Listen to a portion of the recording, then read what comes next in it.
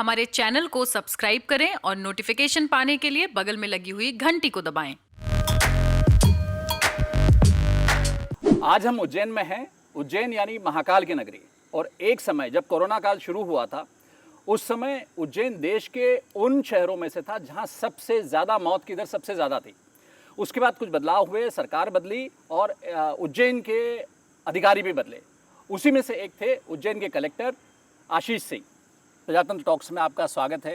ये चूँकि आप इंदौर रहे हैं और शुरुआती 1 महीना आपने इंदौर में कोरोना कंट्रोल, बहुत महत्वपूर्ण जिम्मेदारी आपके पास थी उस समय as a Nagar Nigam commissioner. तो ये आखिर उज्जैन में ऐसा हुआ क्या था, क्यों इतनी मौतें और क्या स्थिति थी जिस समय आपने ज्वाइन किया? धन्यवाद हेमंत जी। जहाँ तक उज्जैन में शुरुआती जो मौतें हुई या फिर जो यहाँ पर ख़राब स्थिति थी, तो बहुत ज़्यादा तो समय नहीं मिला कि हम लोग उसके कारणों की जांच पड़ताल कर पाएँ और उस विषय में जाएं। हमारी जो रणनीति रही कि शुरू से ही कैसे जो स्थिति है उसको सुधार की दिशा की तरफ ले जाया जाए। लेकिन फिर भी जो शुरुआती कारण जो समझ में आए कि यहाँ पर जो ख़ास तौर पर लॉकडाउन था उसका बहुत ज़्यादा अच्छे तरीके से उस समय पालन नहीं हो पा रहा था। कई सारी ऐसी परमिसिबल एक्टिविटीज़ थीं जैसे कि सब्ज़ी बेचना, तो उसके कारण एक मालीपुरा जो है मोहल्ला था जहाँ से जो सब्ज़ी बेचने वाले ज़्यादातर लोग थे और वहाँ के कुछ लोग इन्फेक्ट हो गए, जिसकी वजह से कुछ वो मोहल्लों में पहुँच गया। और जो यहाँ पे आरडी गार्डी का हॉस्पिटल था, जो मेडिकल कॉलेज था, उसको लेके बहुत ज़्यादा नेगेटिविटी थी और वहाँ पर इलाज हो जाएगा इसके कारण लोग और आगे आने के बजाय और पीछे हट रहे थे कि अगर वहाँ पर हमको इलाज कराने जाना पड़ा तो निश्चित रूप से जो है वहाँ से वापस ज़िंदा बच के नहीं आ पाएंगे। आई थिंक मुझे लगता है कि शायद स्टाफ भी काफ़ी स्टाफ भी संक्रमित था उस समय। वहाँ पर स्टाफ तो बहुत ज़्यादा संक्रमित नहीं था, लेकिन आम जनता में एक ये धारणा ज़रूर थी कि वहाँ पर काफ़ी ज़्यादा अव्यवस्थाएं हैं और वहाँ पर अगर कोई व्यक्ति जाता है अपना इलाज कराने तो उसका वापस बच के आना जो है बहुत मुश्किल था। तो इस प्रकार की जो नेगेटिविटी थी और इस प्रकार की जो कुछ अव्यवस्थाएं थी जिसके कारण लोग खुद सामने नहीं आ रहे थे। और जब वो सामने नहीं आ रहे थे तो जब कोरोना से उनकी हालत बहुत ज़्यादा ख़राब हो रही थी, जब उनके लंग्स बहुत ज़्यादा ख़राब हो जा रहे थे, उनकी तबीयत बहुत ज़्यादा बिगड़ जा रही थी, तब वो सामने आ रहे थे और जब तक वो हॉस्पिटल आते थे तब तक बहुत देर हो चुकी होती थी।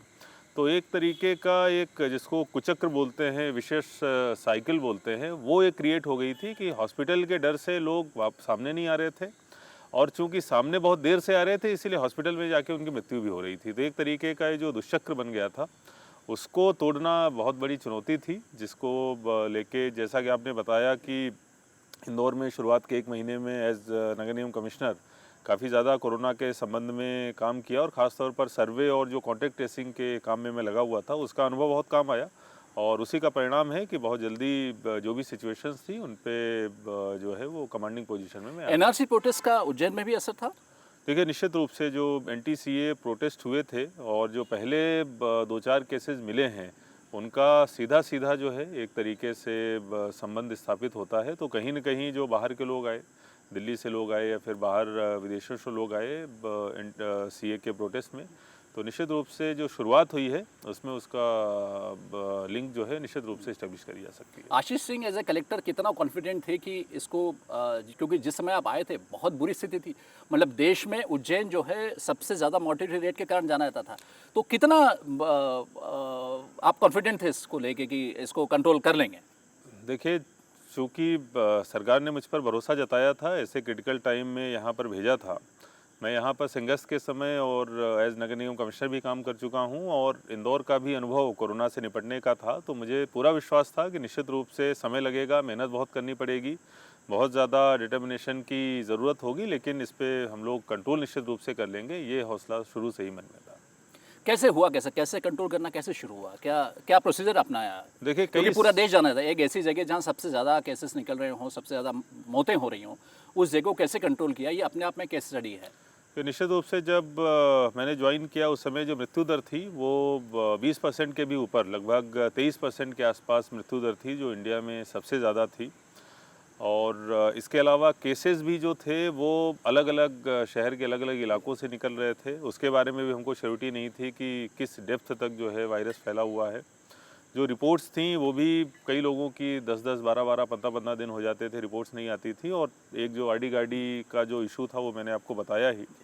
तो बहुत सारे फ्रंट्स थे जिन पे हमको लड़ाई लड़नी थी, लेकिन काफ़ी सिस्टमेटिक तरीके से सभी फ्रंट्स पे हम लोगों ने काम करना शुरू किया।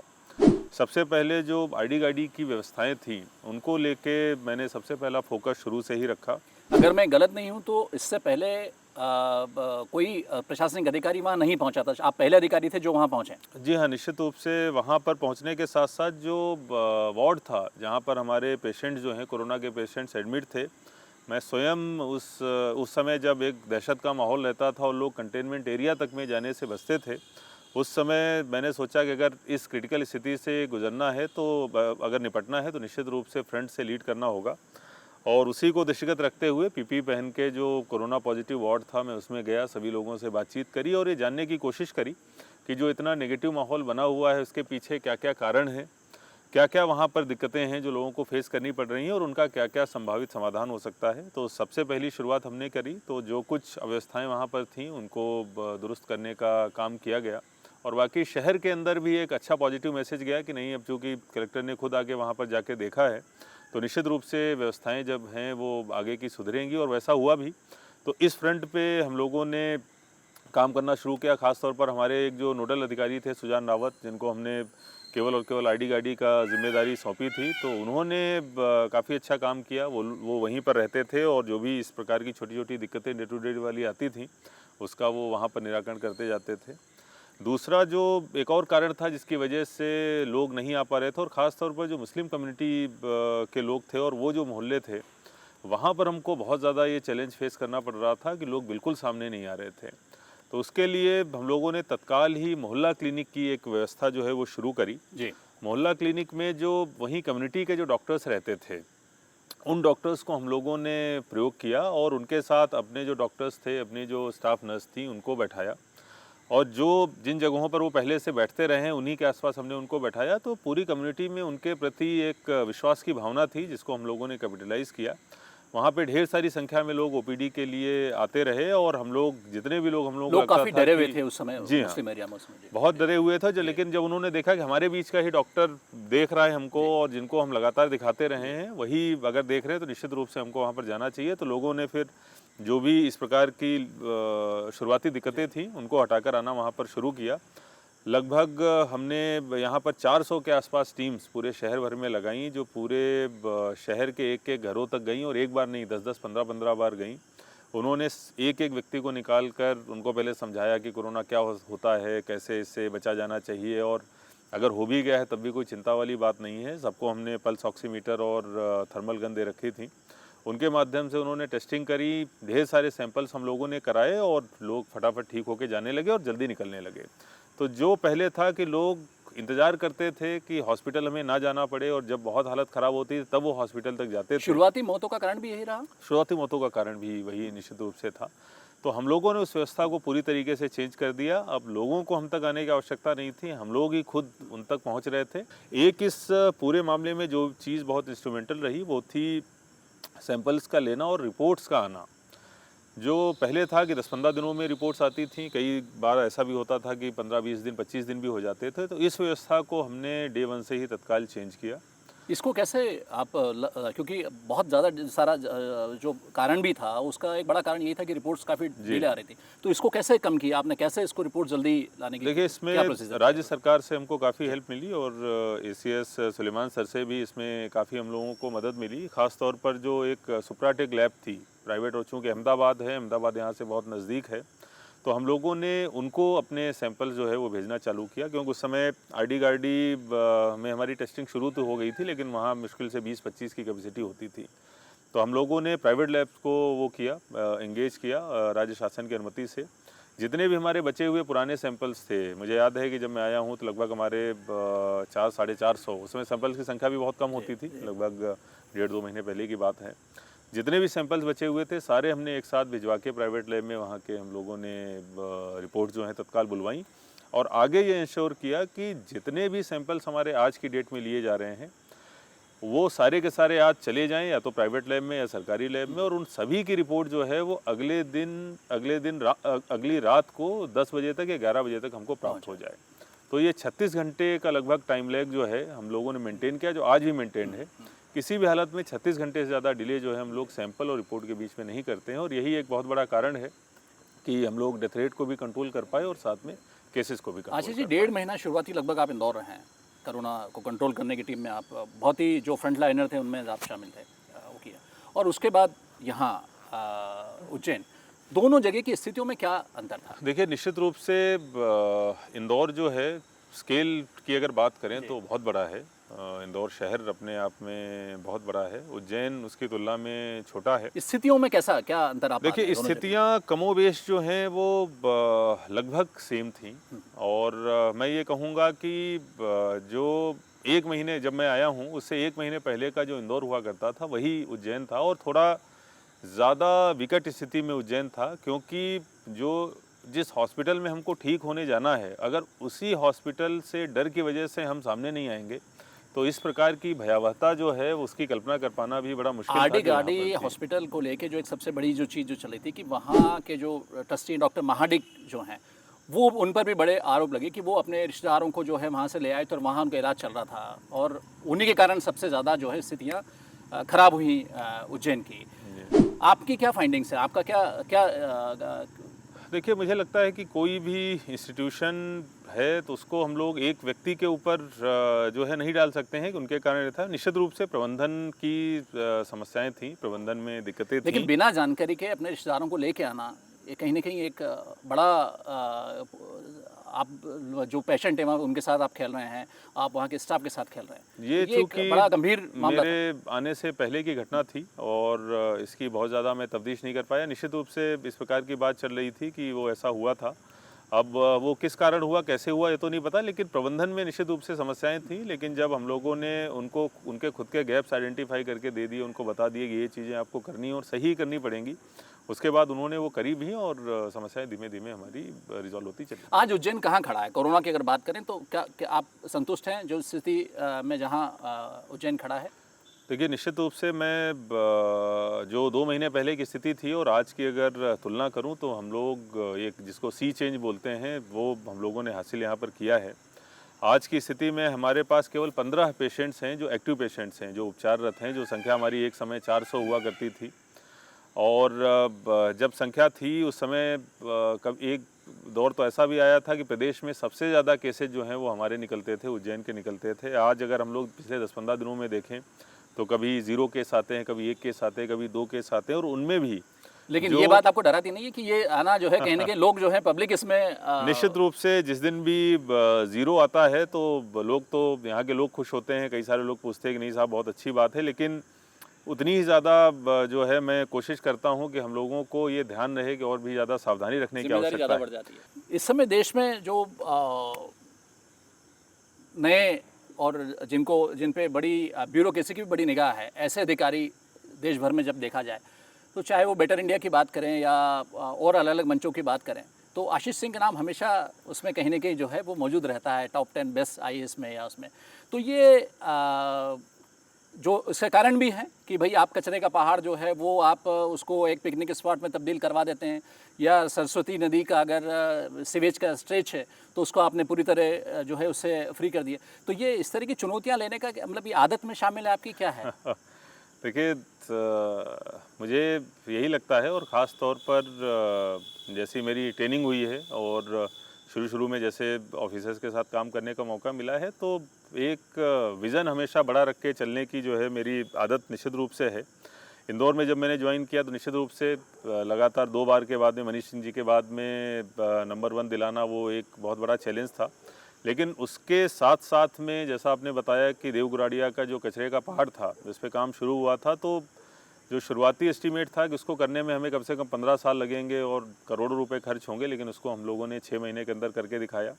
सरस्वती और आपने वहाँ पे तो मतलब टी पार्टी भी करवा दी थी। जी हाँ, टी पार्टी भी है, शहर के साहित्यकार और शहर के जो बुद्धिजीवी लोग थे उनको आपने वहाँ, और प्री वेडिंग शूट्स भी वहाँ पर होने लगे, आज भी वहाँ पर हो रहे हैं। तो वो निश्चित रूप से एक बहुत बड़ी उपलब्धि और इंदौर के लिए एक बहुत अच्छी उपलब्धि रही। कान और सरस्वती का आपने जिक्र किया तो मैं ज़रूर बताना चाहूँगा कि ये मेरी पहले से ही एक आप सपना कह सकते हैं कि कान और सरस्वती को पूरा का पूरा जो है वो शुद्ध कर देना, जैसे मैंने ज्वाइन किया उस पर काम करना शुरू किया, हम लोगों ने 6 एसटीपी जो हैं वो बनाए। हालांकि लॉकडाउन के कारण हमारा काम थोड़ा डिले हुआ, मुझे लगता है 3-4 महीने और उसमें लगेंगे। हम लोग जो 2 किलोमीटर का स्ट्रेच है उसको ज़रूर सही कर पाए, पूरी तरीके से शुद्ध कर पाए। बाकी जो स्ट्रेच बचा है जिसको हम लोग शुद्ध नहीं कर पाए, इसका मलाल भी मुझे रहेगा कि अपने कार्यकाल में मैं उसको कर नहीं पाया। ये इतने सारे अवार्ड्स मिलते हैं, टॉप 10 की लिस्ट में जो है आशीष सिंह को शामिल किया जाता है। अभी तो वेबिनार का, चूँकि कोरोना के टाइम में वेबिनार का समय है, तो उसमें भी कई बार आप जो जब टॉप 5 की उनकी बात होती है कि 5 लोग देश में सेलेक्ट करना है, तो उसमें भी आपको जो है वो अभी अनिल स्वरूप वाला मैं उसमें देख रहा था, तो वो भी उसमें भी आपको शामिल किया। तो ये आपके जो कलीग्स हैं, आपके साथ के जो लोग हैं और सीनियर्स हैं, उनका क्या रिएक्शन होता है इसको लेकर? देखिए, सीनियर्स तो हमेशा से ही, जैसा मैंने बताया कि जिस तरीके से मेरी कार्यशैली है, तो उसमें जो सीनियर जिनके साथ मैंने काम किया है वो ख़ास तौर पर उनका बहुत बड़ा योगदान है और बहुत खुश भी होते हैं और निश्चित रूप से उनका गाइडेंस भी मिलता रहता है। बाकी जो आपने चीज़ें बोली, मुझे लगता है उन पे ध्यान नहीं देना चाहिए। अपना रास्ता जो है, बताइए कि मतलब उसमें से किसी ने ये नहीं पूछा आपसे कि इतने अवार्ड कैसे ला रहे हो यार, कोई रास्ता हमें भी बताओ। देखिए, मुझे ये लगता है कि सभी लोग अपनी अपनी जगह पर काम कर रहे हैं। यह है कि सबके काम करने के अपने अपने तरीके होते हैं, कुछ काम ज़्यादा हाईलाइट हो जाते हैं। अपने कार्य पर ध्यान देना चाहिए, बाकी सारी चीज़ें जो हैं वो चलती रहती हैं। आप अब चूँकि उज्जैन में, और वहाँ खान और सरस्वती को आपने काफ़ी काम किया है, और उज्जैन में भी शिप्रा, जिसको कि जीवनदायिनी कहा जाता है, तो शिप्रा को लेके क्या कोई योजना है आपके मन में? देखिए, शिप्रा को लेके जो योजना है, उसके लिए सबसे पहले इंदौर का जो हमारा सपना है उसको साकार करना पड़ेगा, क्योंकि खान नदी आके यहीं पर मिलती है, शिप्रा में ही मिलती है और बिल्कुल उज्जैन से 2 किलोमीटर पहले मिलती है। तो जो वहाँ का सीवेज आता है जब शिप्रा में मिलता है, तो निश्चित रूप से शिप्रा जो है वो गंदी होती है। लेकिन हमारी जो प्लानिंग इंदौर की थी वो निश्चित रूप से बिल्कुल फुल प्रूफ है। 4-5 महीने में हम लोग खान नदी को शुद्ध कर लेंगे। शिप्रा पे निश्चित रूप से हम लोग प्रयास कर रहे हैं और हमने एक अच्छा जो इसका ब्लूप्रिंट बना भी लिया है। ख़ास तौर पर एक तो प्लांटेशन को लेके बहुत बड़ी ड्राइव हम लोग चलाने वाले हैं, जिसमें जो प्राइवेट किसान हैं उनसे भी हम लोग बातचीत करके बहुत जल्दी ही जो शिप्रा के दोनों तट हैं उन पर पूरी तरीके से ग्रीनरी हो जाए। पूरे शिप्रा के तटों की हाइड्रोलॉजिकल स्टडी हम लोग करा रहे हैं कि अगर कहीं पर हम लोग वाटर रिचार्जिंग के लिए अगर कुएँ बना दें या दूसरे ऐसे स्ट्रक्चर्स बना दें जिससे कि शिप्रा जो भी पूरी तरीके से सूख जाती है उसको हम लोग किसी तरीके से प्रवाहमान बना पाएँ। और एक डैम का भी प्रस्ताव काफ़ी दिनों से अटका हुआ है। क्या ये संभव हो पाएगा कि शिप्रा प्रवाहमान हो पाए? क्योंकि ये बहुत बड़ी चुनौती है। निश्चित रूप से हो पाएगा। जैसा मैंने बताया कि अगर हम लोग ग्रीनरी कर देते हैं, पेड़ बहुत ज़्यादा वाटर कंजर्व करते हैं, हाइड्रोलॉजिकल स्टडी करके अगर हम लोग कुछ ऐसे स्ट्रक्चर्स बना देते हैं कि जो बहुत बड़े पैमाने पर, ये ऐसा नहीं कि प्रोजेक्ट 1 साल का, 2 साल का हो सकता है, 5 साल का प्रोजेक्ट हो, 7 साल का प्रोजेक्ट हो, लेकिन अगर हम लोग ऐसे स्ट्रक्चर्स बना देते हैं और एक डैम जो सावराखेड़ी डैम जिसको लेके बहुत दिनों से चर्चाएं हैं लेकिन अभी तक वो फलीभूत नहीं हो पाया है, अगर हम लोग उस पर काम करते हैं तो निश्चित रूप से इन 2-3 चीज़ों के जरिए हम लोग शिप्रा को पूरा 12मासी नदी के रूप में कन्वर्ट कर सकते हैं। उज्जैन के बारे में कहा जाता है कि सब यहाँ कोई कलेक्टर नहीं, कोई एसपी नहीं, यहाँ तो जो कुछ चलाते हैं शहर को महाकाल चलाते हैं। महाकाल है। तो आशीष सिंह जब से आए हैं और जिस तरीके से उन्होंने काम किया है, एक बड़ा प्रोजेक्ट जो महाकाल कैंपस का भी एक वो है, उसको लेके क्या योजना है और क्या होने जा रहा है इसमें? देखिए, बाबा महाकाल का जो मंदिर है निश्चित रूप से आस्था का सबसे बड़ा केंद्र भी है और शहर की जितनी भी गतिविधियां हैं, चाहे सामाजिक, आर्थिक और सामाजिक, सभी मंदिर के आसपास घूमती हैं। तो अगर हम लोग कुछ भी शहर के लिए करना चाहते हैं तो निश्चित रूप से शुरुआत हमको वहीं से करनी पड़ेगी। तो एक बहुत अच्छा हम लोगों ने प्लान बनाया है, सभी जनप्रतिनिधियों से चर्चा चल रही है, जनता से हम लोग राय मशविरा कर रहे हैं। मेरा ऐसा मानना है कि जो मंदिर का प्लान बने वो केवल 10, 20, 50 सालों का न होकर कम से कम 150, 200 साल जो है आगे का प्लान बने कि हमारे पास में एक्सपेंशन की इतनी ज़मीन अवेलेबल हो। जो भी हम लोग आज स्ट्रक्चर बना रहे हैं, ऐसा नहीं कि हमको फिर 10 साल बाद जो है उनको वापस उखाड़ने की, उनको डिसमेंटल करने की आवश्यकता पड़े। तो पूरा हम लोग एक 100, 150, 200 सालों का एक प्लान बना रहे हैं जिसमें आसपास के कई सारे कॉम्प्लेक्सेज हैं। महाराजवाड़ा का कॉम्प्लेक्स है, कई सारे स्कूल्स हैं, आगे की कुछ ज़मीन है जिसको हम लोग एक्विजिशन करने की सोच रहे हैं। वहाँ से जो मिलने वाली रोड्स हैं उनको कैसे वाइडन किया जाए, वहाँ के जो ओवरब्रिज हैं उनको कैसे डबल किया जाए, इन सारी चीज़ों पे भी हमारी चर्चा चल रही है। बहुत जल्दी ही ये ब्लूप्रिंट फाइनल होगा, लेकिन जो विज़न हमारा है वो यही है कि हम लोग काम ऐसे करें कि अगले 150 सालों तक वहाँ पर अगर कुछ भी अपने को करना पड़ता है तो उसकी प्लानिंग आज की ही हो और आज के ही प्लानिंग को रेफ़र किया जाए आगे काम करते हुए। जो योजनाएं आपने बनाई हैं उज्जैन को लेके और कोरोना को लेके, उज्जैन को लेकर, महाकाल को लेके और खासकर शिप्रा नदी को लेके उज्जैन की जनता, मुझे लग रहा है कि आपसे उम्मीद करिए कि आपके रहते हुए आपके कार्यकाल में ज़्यादातर चीज़ें इसमें से जो हैं वो पूरी हो पाए। थैंक यू बहन जी। लेकिन इंटरव्यू ख़त्म करने से पहले मैं आपसे भी एक प्रश्न पूछना चाहूँगा कि कई सारे जैसे मीडिया हाउसेज हैं, पत्र जो समाचार पत्र हैं मैंने देखे, लेकिन हमेशा ही जब मैं प्रजातंत्र की या तो कोई पोस्ट देखता हूँ, आपकी पोस्ट देखता हूँ या मैं अखबार को देखता हूँ, तो हमेशा एक ताजगी वाली फीलिंग आती है कि नहीं, ये तो ऐसी चीज़ है कि अभी तक तो ये कभी नहीं देखी थी, पहली बार ऐसी कोई ताज़ा चीज़ जो है वो देखने को मिली है। तो इसके पीछे क्या रीज़न है, अगर आप 2 शब्दों में बता पाएँ। मैं हमेशा बड़ा ही क्यूरियस रहता हूँ कि क्या ऐसी चीज़ है जो प्रजातंत्र को अलग बनाती है और आपको पहली नज़र में ही देखने में लगता है कि नहीं, कुछ तो अलग है इस चीज़। प्रजातंत्र को जो इस तरह का जो फीडबैक मिलता है, आप जैसे ब्राइट अधिकारियों का जो फीडबैक मिलता है, जो आप लोगों की जो बड़ी ईमानदार जो रिएक्शंस मिलती हैं, मुझे लगता है कि वही हमको आगे बेहतर करने के लिए जो है वो चलिए, उसमें बहुत बहुत मदद शुक्रिया करती और है। बहुत बहुत शुभकामनाएं। और ये जो ताजगी और ये फ्रेशनेस है प्रजातंत्र की, ये आगे बनी रहे, और ऐसी मेरी उज्जैन शुभकामनाएं हैं। उज्जैन के लिए मैं खास तौर पे जो बात कहना चाहता हूँ कि सब चाहते हैं कि अब ये जो दोनों तीनों चीज़ें जो कही आशीष जी ने, ये खासकर इनके कार्यकाल में, क्योंकि बहुत तेज़ काम करते हैं, जब इनसे बात होती है तो ये इस तरह का वो होता है कि सब ये काम मैं 3 महीने में कर लूँगा या 6 महीने में हम ये काम कर देंगे। तो वो बहुत सी चीज़ें इस तरह की वो आपको बड़ी असंभव सी लगती है, लेकिन ये उसको कर गुजरते हैं। तो आशीष जी, बहुत बहुत धन्यवाद आपको और वो उसके लिए Thank बहुत you. बहुत शुभकामनाएं। Thank you very much. Thank you.